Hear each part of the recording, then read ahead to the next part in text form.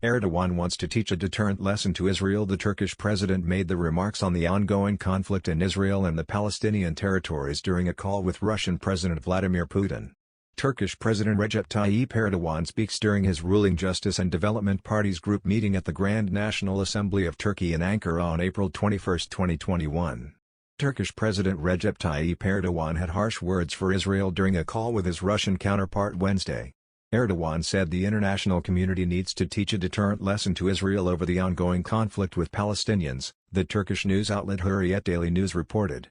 The Turkish leader made the comments during a call with Russian President Vladimir Putin. Erdogan also said he thinks Russia will agree with Turkey at the United Nations on the issue, according to Turkey's official Anadolu agency. Israel and the Palestinian territories are engulfed in an intense conflict.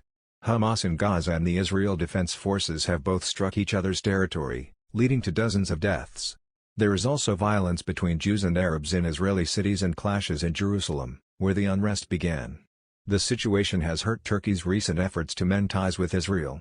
Turkey is one of the few but growing number of countries in the region to recognize Israel, though relations have soured in recent years in part due to Turkey's friendly relationship with Hamas. In a statement, the Turkish Presidential Communications Directorate said Erdogan and Putin talked on the phone Wednesday. Erdogan stressed the need for the international community to give Israel a strong and deterrent lesson and pressed for the UN Security Council to rapidly intervene with determined and clear messages to Israel. Erdogan also suggested an international protection force to shield the Palestinians.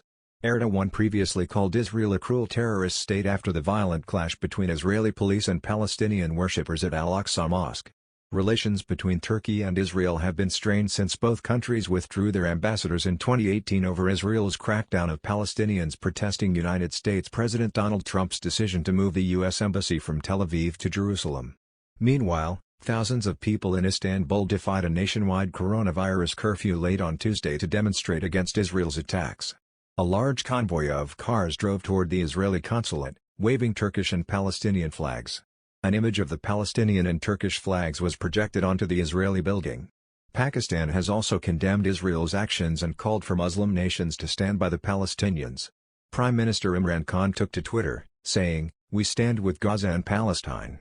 Foreign Minister Shah Mahmoud Qureshi meanwhile urged Muslim nations to unite over Israel's strikes on Palestinian civilian areas.